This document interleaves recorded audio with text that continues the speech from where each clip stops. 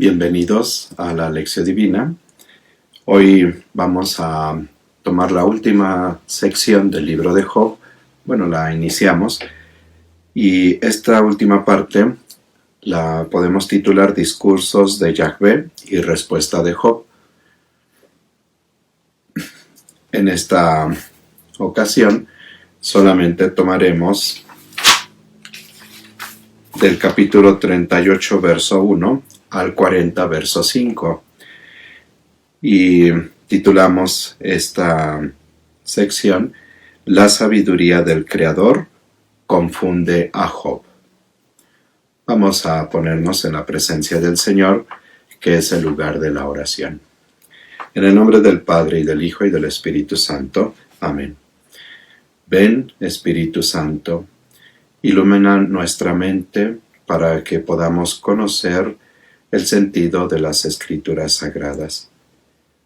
Tú que inspiraste a los autores sagrados para que pusieran por escrito la palabra de Dios, ilumínanos en este momento en que hacemos la lectura orante de la palabra. Ayúdanos a comprender cuál es la voluntad de Dios para ponerla en práctica. Fortalece nuestra voluntad para que podamos realizar el proyecto de Dios para nuestra vida. Espíritu Santo, fuente de luz, ilumínanos. En el nombre del Padre, y del Hijo, y del Espíritu Santo. Amén. Vamos a hacer la primera parte de la lección divina, que es la lección. Antes de leer el texto y hacerlo como siempre lo hacemos de manera atenta, tratando de encontrar los detalles del texto para descubrir el sentido en sí mismo del texto. Voy a comentar brevemente esta última parte que tenemos, o lo que llamamos los discursos de Yahvé. Se inician en el capítulo 38 y concluye hasta el capítulo 41. Se trata de la intervención de Dios. Tiene que hablar para dirimir el pleito de los cuatro amigos en una instancia superior. Entre los tres amigos de Job y Job se ha dado ese pleito. Cada uno ha presentado sus argumentos y ahora viene una instancia superior que va a poner fin a ese alegato. Los cuatro amigos de Job han querido culparlo y Job ha estado defendiéndose. Entonces, en esa defensa, Job ha desafiado a Yahvé. Y ahora viene precisamente la respuesta de Dios. En la expectación de los amigos, la intervención de Dios tiene que ser un rayo que fulmine a Job. Precisamente porque ha hablado en contra de Dios, se espera, o ellos esperan, que sea totalmente aniquilado Job. Lo pide la lógica de la argumentación, esta lógica de la teoría clásica de la retribución. Job espera un momento dramático, un diálogo con una sentencia, culpabilidad de Dios e inocencia de Job.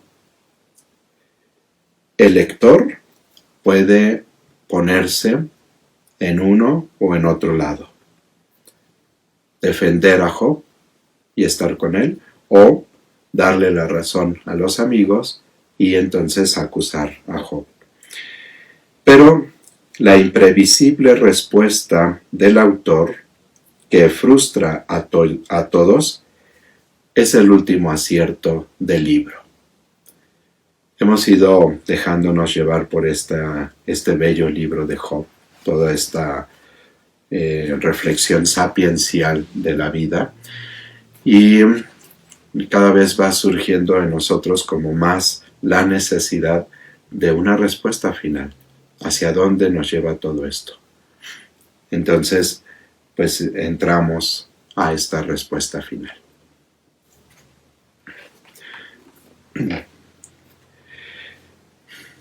Este primer discurso vamos a dividir en dos discursos. El primer discurso abarca de 38.1 a 45. Sin embargo, resulta incómoda al lector la presencia de 41, que literalmente dice: Yahvé respondió a Job y dijo. Aquí en la lectura que vamos a hacer pone: Yahvé siguió hablando a Job. Pero la mejor manera de traducir sería esta: Yahvé respondió a Job y dijo. Entonces, pues se ve que es un añadido, una glosa injustificada, o sea, no hay necesidad de ella. Tras el discurso, bastaría con la interpelación que aparece en 42, que dice: ¿querrá corregir a Shaddai su censor? Que responda el acusador de Eloah. O sea, no habría necesidad de esa Yahvé respondió a Job y dijo. Por otra parte, si aceptamos que el segundo discurso de Yahvé es secundario y que solo hay una respuesta por parte de Job, habría que considerar esta en 43 al 5 y luego 42, verso 2, 3b y 5 al 6. Nosotros vamos a seguir la disposición que presenta la Nueva Biblia de Jerusalén, la cuarta edición de esta Nueva Biblia de Jerusalén, y en su momento pues iremos diciendo algunos detalles de estos versículos. Dice el texto: Yahvé respondió a Job desde el torbellino. ¿Quién es este que empaña designios hablando sin saber lo que dice? Si eres hombre, cíñete los lomos. Yo te preguntaré y tú me instruirás. ¿Dónde estabas cuando cimenté la tierra? Dilo si tanto sabes y entiendes. ¿Sabes quién fijó sus dimensiones o quién la midió a cordel? ¿Dónde se sientan sus bases? ¿Quién puso su piedra angular entre el vocerío de los luceros del alba y las aclamaciones de todos los hijos de Elohim?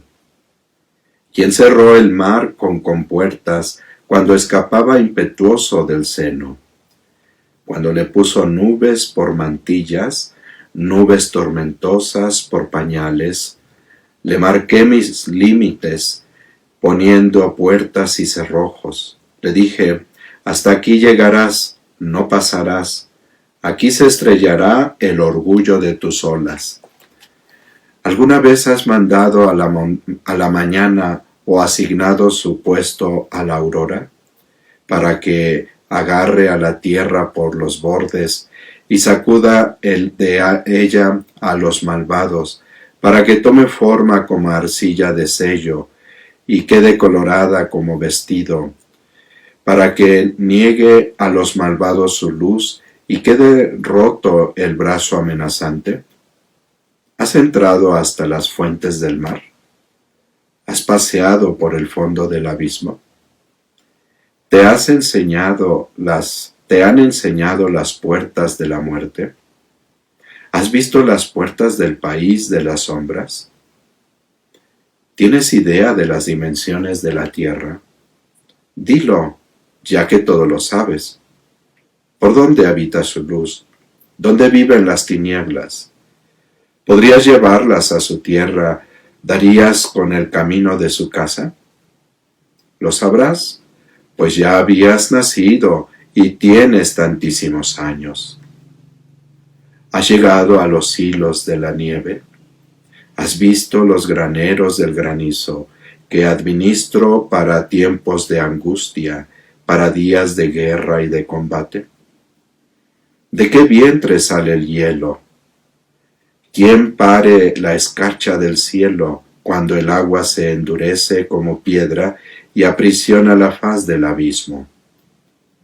¿Por dónde se desparrama el reverbero cuando se esparce por la tierra el solano? ¿Quién abrió un canal al aguacero, un camino al relámpago y al trueno, para que riegue tierras despobladas, zonas desérticas, deshabitadas? ¿Tiene padre la lluvia? ¿Quién engendra las gotas del rocío? Para que sacien soledades desoladas y brote verdor en el páramo. Puedes atar los lazos de las Pléyades o desatar las cuerdas de Orión, hacer salir a su hora la corona, guiar a la osa con sus crías. ¿Conoces las leyes del cielo? ¿Determinas cómo influyen en la tierra? ¿Lanzas un grito a las nubes y la masa de aguas te obedece? ¿Tienes de mensajeros a los rayos? Acuden y te dicen, aquí estamos. ¿Quién puso en los mimbos sabiduría? ¿Quién dotó a los estratos de inteligencia? ¿Quién controla las nubes con sabiduría? ¿Quién inclina los cántaros del cielo cuando el polvo se funde en una masa y las glebas se sublevan entre sí? ¿Cazas tú la presa a la leona o sacias el hambre de sus crías, cuando están acurrucadas en sus guaridas o acechan quietas en la maleza? ¿Quién prepara al cuervo su comida cuando sus crías gritan a él y vuelan desorientadas por falta de alimento? ¿Sabes cuándo paren las íbices? ¿Llevas el control del parto de las ciervas? ¿Sueles contar los meses de su gestación? ¿Sabes el tiempo en que paren? Se acurrucan y expulsan a sus crías, se desembarazan de sus hijos, medran sus cachorros y crecen en el campo. Después de partir, no vuelven donde ellas. ¿Quién ha dado libertad al onagro y soltado el ramal del asno salvaje? Yo le di la estepa por morada, su territorio en tierra salitrosa. Se ríe del tráfago de la ciudad, no escucha el arriero vociferar. Busca en los montes su pasto, rebusca cualquier hierba tierna. ¿Está el búfalo dispuesto a servirte, a pasar la noche en tu establo? ¿Mantendrás su ramal sujeto al surco? ¿Rastrillará las navas tras de ti? ¿Te fiarás de él porque es fuerte? ¿Le confiarás el peso de tu trabajo? ¿Piensas que le harás volver, acarreando tu mies a tu era? El avestruz mueve alocado las alas, como si fuesen sus plumas de cigüeña.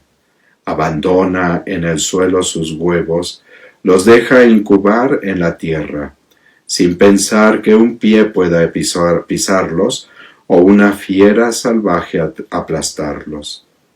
Trata mal a sus pollos como a extraños, no le inquieta fatigarse en vano. Es que Eloah le negó sabiduría, no le dotó de inteligencia, pero cuando se yergue desafiante, se ríe del caballo y su jinete. ¿Le das al caballo su bravura? ¿Revistes su cuello de crines?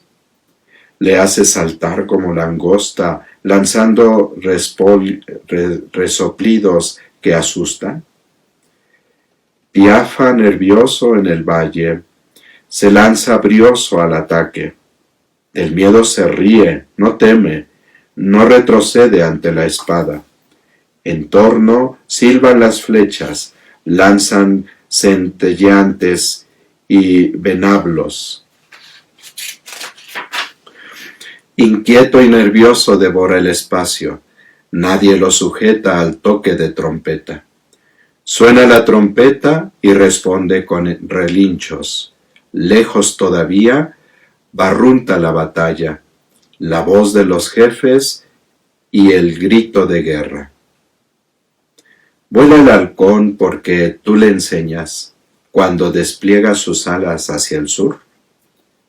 Se cierne a tus órdenes el águila y hace su nido en los riscos. Vive y pernota entre rocas, en picachos rocosos se esconde. Desde allí vigila a su presa, de lejos la otean sus ojos. Sus pollos se nutren de sangre, donde hay muertos, ahí está ella. Yahvé siguió hablando a Job.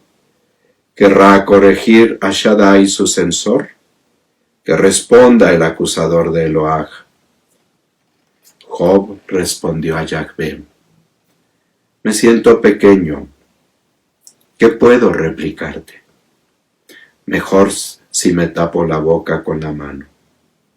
Hablé una vez, no responderé. 2 veces y nada añadiré. Palabra de Dios. Un texto largo, un poema muy, muy hermoso, en el que Dios, ya habíamos escuchado unos capítulos atrás, también un poema lleno de, decíamos, de elementos mitológicos, para ponerlos precisamente bajo la acción de Dios. Y ahora es Dios mismo quien va haciendo esta serie de preguntas a Job, Job que se ha presentado como censor de Dios, como el que viene a juzgarlo. Dicho en términos nuestros, Job, cuando le reclama a Dios, y así nos suele suceder a nosotros, es como si le dijera: no sabes hacer el trabajo de Dios. Y por eso viene esta serie de preguntas que Dios le dirige a Job para hacerle pensar.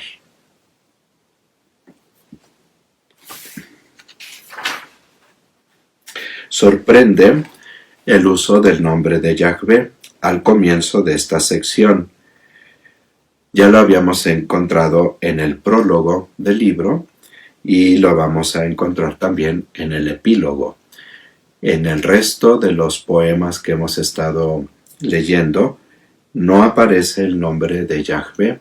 Ha aparecido el nombre de El, de Shaddai, Elohim, Adonai apareció en algún momento, pero este título, El, Eloah, Elohim, Shaddai. Pero este título de Yahvé no ha aparecido más que en el prólogo, en 12:9, de una manera un tanto aislada, y ahora en este poema, y aparecerá pues en el epílogo. La razón puede estar en que en la tradición teofánica y o revelatoria del Antiguo Testamento siempre se usa el nombre del Dios nacional hebreo. Por fin Job consigue lo que tanto anhelaba. Su Dios le responde.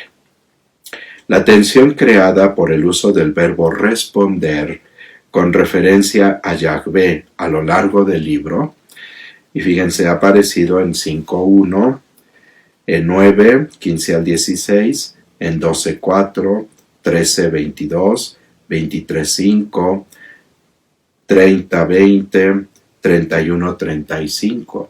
Ha ido apareciendo en diferentes momentos este verbo responder, ¿no? Respóndeme.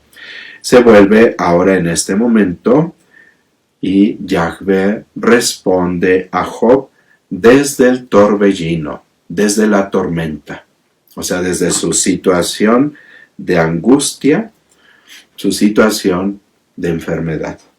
La mención del torbellino o huracán al comienzo de este poema tiene claras connotaciones negativas. Este fenómeno meteorológico puede representar sin más un marco teofánico, pero con frecuencia es mencionado como elemento al servicio de Yahvé, con rasgos claramente punitivos.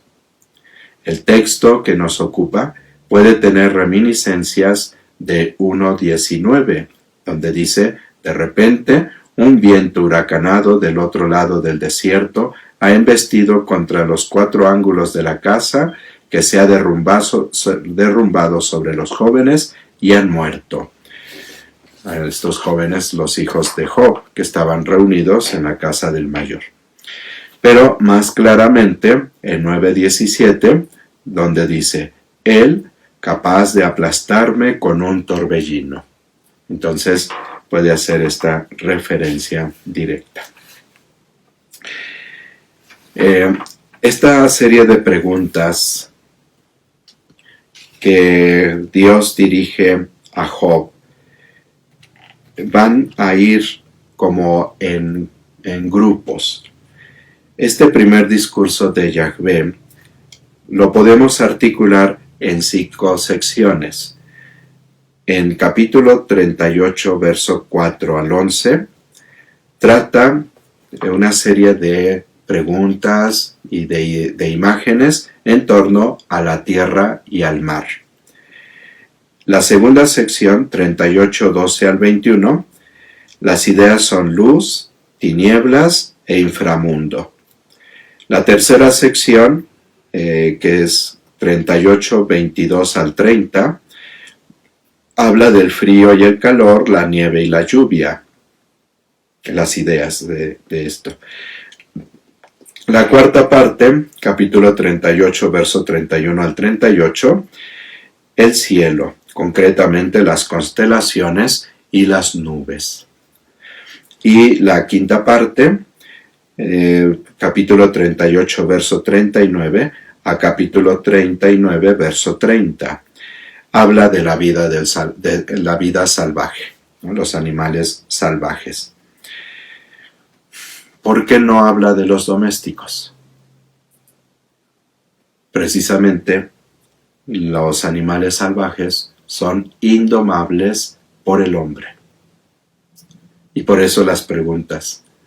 Tú le das de comer al águila, tú le das de comer al búfalo, lo puedes tener allí en tu corral. Escapa al hombre domesticar precisamente a estas criaturas. A través de ellas, de estas 5 secciones, Yahvé va a instruir a Job. Su pedagogía es firme, pero razonablemente respetuosa.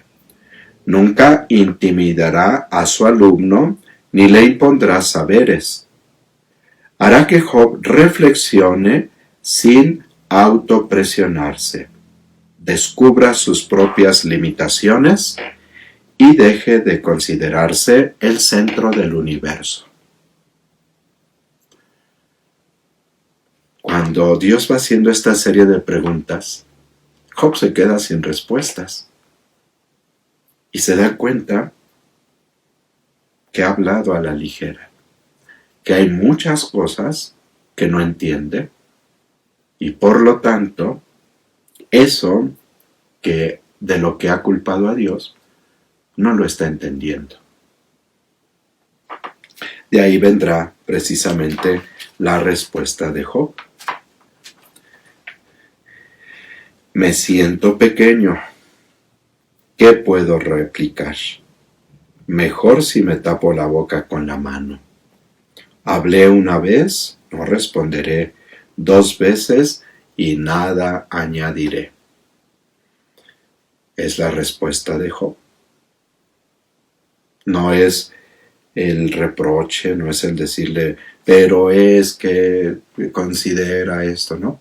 Simplemente la intervención de Dios, la pedagogía de Dios, le ha llevado a Job a comprender su pequeñez, su inconsciencia. Si no puede conocer los límites y las profundidades de la naturaleza creada, ¿cómo pretende Job comprender el sentido del mal? ¿Cómo puede pretender Job que va a encontrar razonamientos acerca del sufrimiento? Y por eso Job reconoce que ha hablado a la ligera.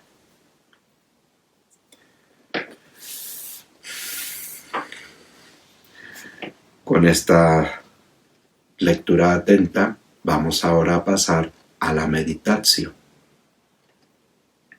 Es un texto muy largo. Yo los invitaría a que ustedes puedan hacer aquí una pausa y leer nuevamente el texto.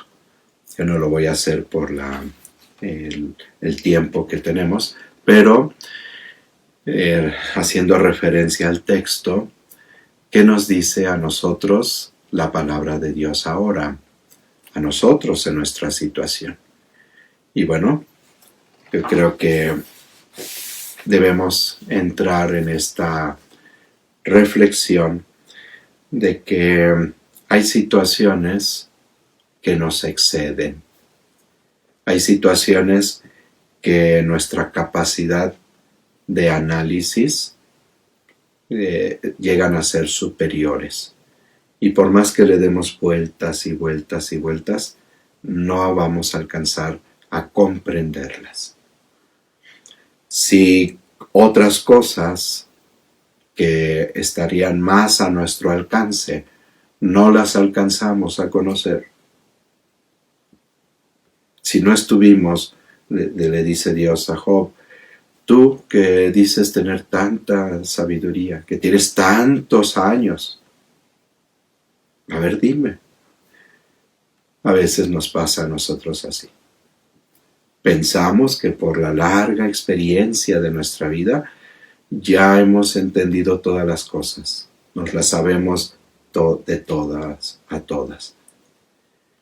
Y empezamos a hacer razonamientos, y empezamos a hacer juicios, y empezamos a hacer críticas que lejos de dar respuesta, nos van sumiendo más en la incomprensión de las cosas.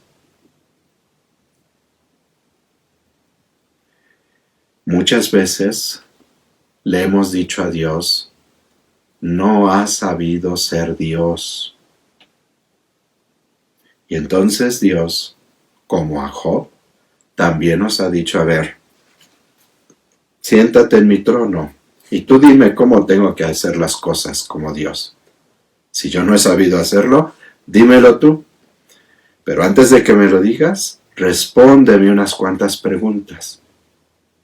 Y las preguntas siguen siendo las mismas. ¿Dónde estabas tú cuando yo hice el cielo y la tierra? ¿Tú sabes cuántos cuartillos contienen las arenas de las playas? ¿Tú sabes dónde tengo los hilos de los granizos que tengo ahí reservadas para el momento en que quiero usarlos?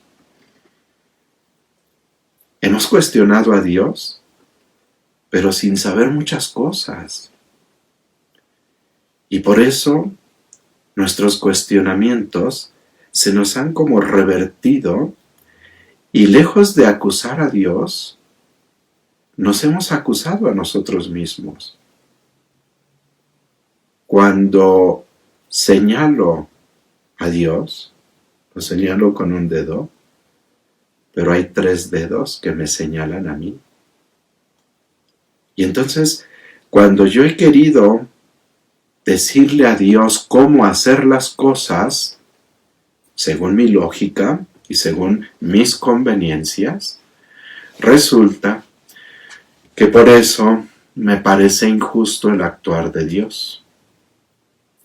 Pero, ¿dónde estaba yo cuando Dios dispuso el número de los días de mi vida? Yo le puedo estar reclamando a Dios, ¿por qué no me curas de esta enfermedad? ¿Por qué no te fijas en mi sufrimiento? ¿Por qué no me dejas más tiempo? Pero, ¿qué sabes tú del tiempo de tus días? Nuestros días están contados, dice el salmista. ¿Tú sabes cuál es esa cuenta de tus días? Para unos ha sido una corta vida, unos cuantos días, incluso unas cuantas horas. Para otros ha sido una vida muy longeva, más de 100 años. Pero ni aquel bebé que murió a las horas de haber nacido, ni aquel anciano tan longevo sabía cuántos días iban a formar o a conformar su vida sobre esta tierra. Entonces, cuando yo le digo a Dios que por qué no me ha curado de esta enfermedad, que por qué no ha quitado este problema de mí, que por qué no se han resuelto las cosas si tanta fe tengo y tanto le he pedido a Dios. ¿Qué sabes tú del proyecto de Dios para tu vida? ¿Qué sabes tú del actuar de Dios, que no deja de ser nunca un actuar para nuestra salvación? Por eso, frente a muchos interrogantes que puede haber en nuestro interior, en nuestra mente, en nuestro corazón, en nuestros sentimientos,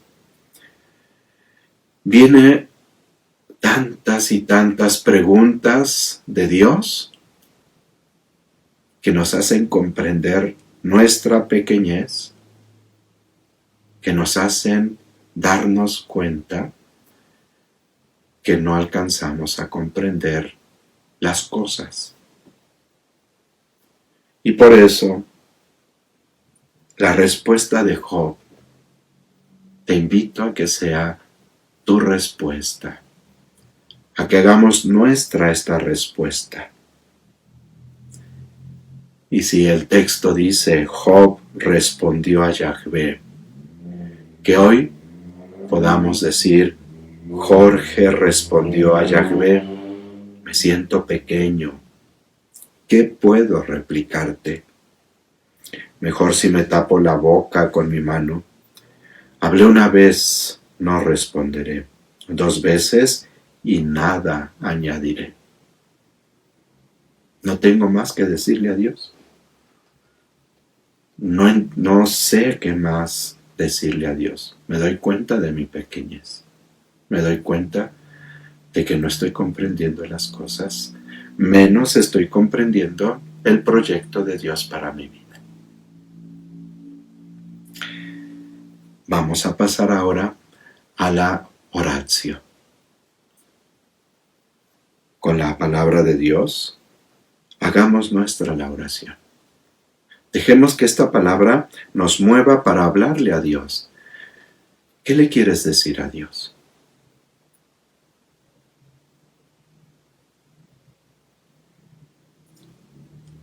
Señor, hoy te quiero decir que somos muy pequeños. Y en nuestra pequeñez nos damos aires de superioridad, de grandeza.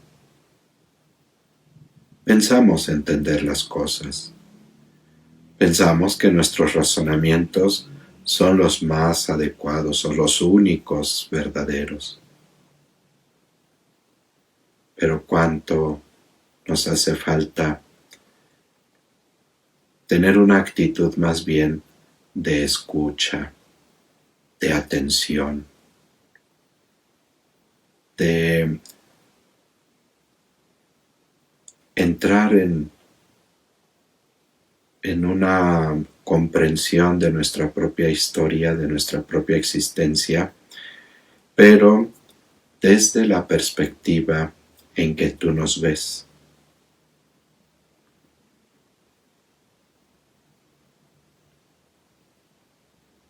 Hemos hablado muchas veces a la ligera, Señor. Y tú con tu pedagogía divina, como buen padre que eres para nosotros, has sido paciente cuando se esperaría que en justicia tu respuesta fuera nuestra aniquilación por hablar a la ligera, por decir cosas sin sentido. Tu amor te lleva a ser paciente con nosotros, a darnos una nueva oportunidad, a ayudarnos a comprender las cosas desde una nueva orientación, un nuevo sentido.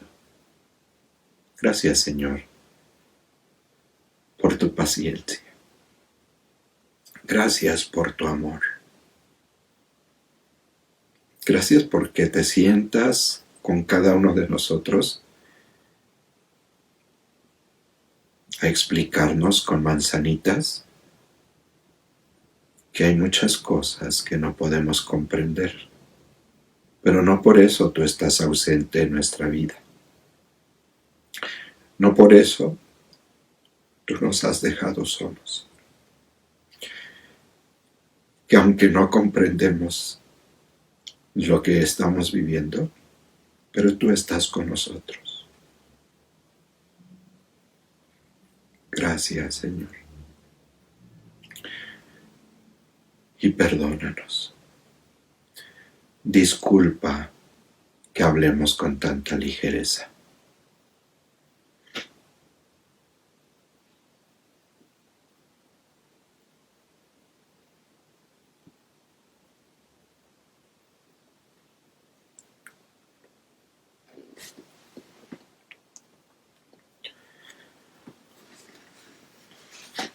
Vamos a pasar a la contemplación.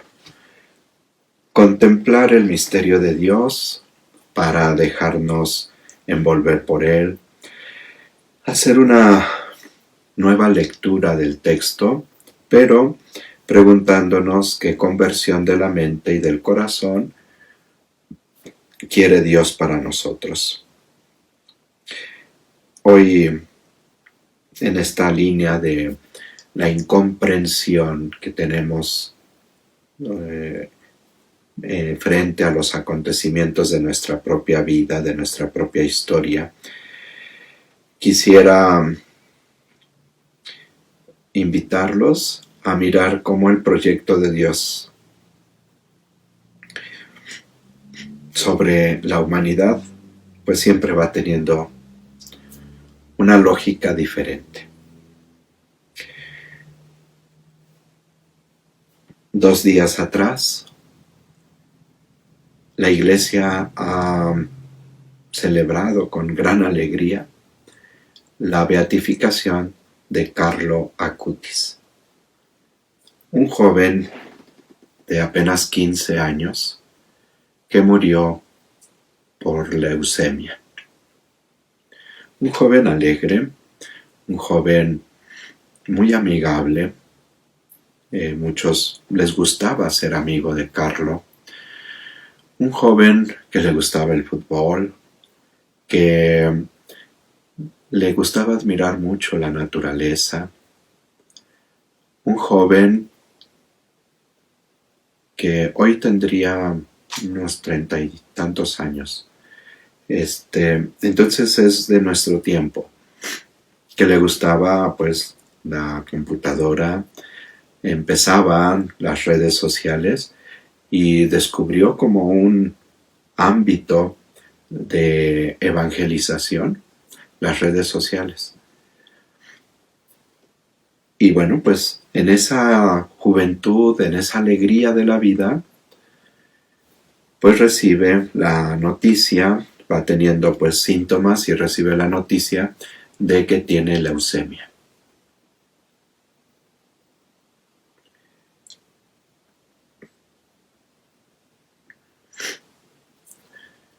a quienes son papás y han pasado por enfermedad de sus hijos o de uno de sus hijos, pónganse en el lugar de los papás de Carlo Acutis.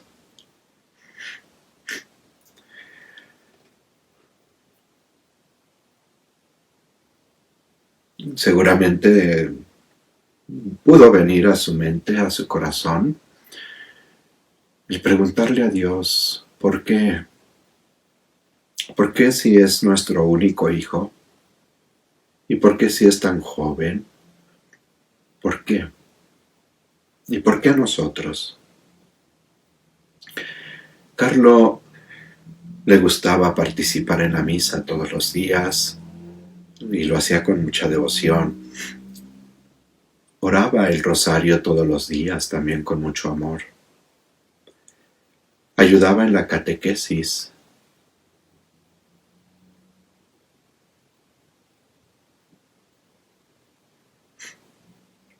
Y seguramente sus papás podían haber dicho, ¿por qué? ¿Por qué a nuestro hijo? Y si nos ponemos en el lugar de Carlo, también podrían venir esas preguntas. ¿Qué daño he hecho a alguien para que yo sufra esta enfermedad? Pero los caminos de Dios no son nuestros caminos y los pensamientos de Dios no son nuestros pensamientos. Carlo pudo entrar en esa comprensión de las cosas, pero desde el proyecto de Dios. Y llegó a decir, mi enfermedad es como una superautopista que me lleva al cielo. Y yo sé que no voy a pasar por el purgatorio, sino que voy a llegar directo al cielo. Un joven de apenas 15 años, que se podía pensar que tenía una vida por delante, una persona buena, una persona dedicada al servicio de los demás, pero que sabe comprender que si Dios permitió esa enfermedad para él, no era ni por castigo, ni por olvido, sino que era una oportunidad para llegar al cielo, para purificarse aquí en vida y llegar directamente al cielo. Y hace 2 días hemos celebrado su beatificación. En la misa de beatificación estuvieron sus papás en primera fila. Siendo hijo único, él mismo le dijo a su mamá, ten confianza, vas a llegar a ser nuevamente mamá. Y dio a luz a 2 mellizos. De 9 años estaban allí, en la misa de beatificación de su hermano.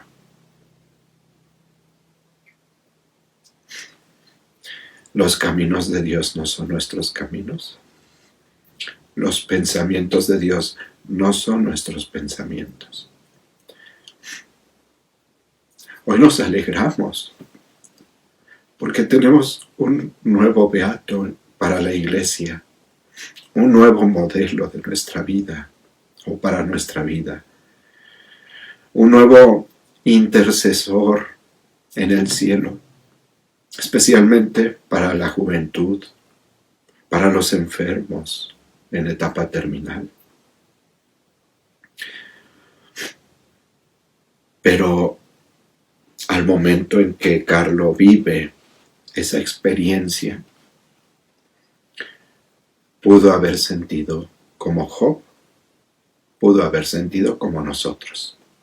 Al momento en que sus papás están viviendo esa experiencia de ver consumir la vida de su hijo, pudieron vivir, como muchos padres de familia, ese dolor. por la enfermedad de su hijo, por la muerte de su hijo. Pero Carlo y sus papás también entraron en la comprensión de su vida y de su muerte en la perspectiva de lo que Dios quería para ellos. Camino de santificación para llegar, sin pasar por el purgatorio, directamente al cielo. Una autoestrada, como llamaba Carlo, ¿no? Una autopista para llegar hasta el cielo. Esta manera nueva de ver nuestra realidad, los acontecimientos de nuestra vida, ojalá nos ayude en esos momentos de más incertidumbre de nuestra vida.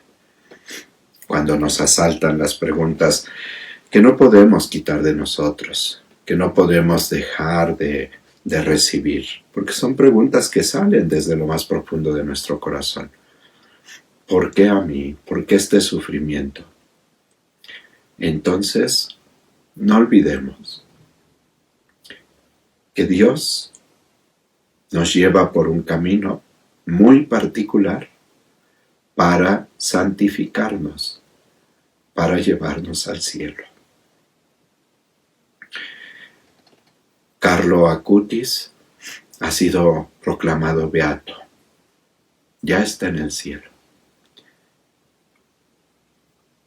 Pero los papás de Carlo Acutis, que todavía están en la tierra, realizando todavía su misión de esposos, de padres de familia, también están viviendo de una manera muy santa su vocación. Y los hermanitos de Carlo Acutis, que ya no lo conocieron, pero que saben y que seguramente perciben todas las bendiciones que desde el cielo les está mandando, han expresado, aún en su tierna infancia, que se saben ellos comprometidos a continuar la obra de su hermano. Los caminos de Dios no son nuestros caminos, los pensamientos de Dios no son nuestros pensamientos. Frente a esta contemplación, ¿cuál es la acción que queremos asumir? Pasamos a la acción, este momento culminante de la lección divina. ¿Qué compromiso queremos asumir? Yo quiero asumir el compromiso de ser más paciente en mis juicios, de tratar de sentarme más con Dios, al lado de Dios, en esos momentos en que no alcanzo a comprender las cosas, y más bien estar sentado a su lado, para que Él me ayude a entender qué espera de mí en esa situación. Más que pedirle que la cambie, que me ayude a comprender qué espera de mí en esa situación. Formula tú también tu propósito. ¿Cómo puedes llevar esta palabra de Dios a la vida concreta? Vamos a concluir la lección divina agradeciendo a Dios su presencia con nosotros. En el nombre del Padre, y del Hijo, y del Espíritu Santo. Amén. Padre bueno, una vez más te quiero agradecer y junto con mis hermanos agradecemos tu presencia, tu amor, tu paciencia para con nosotros. Nos vas llevando de la mano para ayudarnos a comprender que hay muchas cosas que escapan de nuestros razonamientos. Y gracias porque nos has ayudado a mirarlo desde una perspectiva diferente.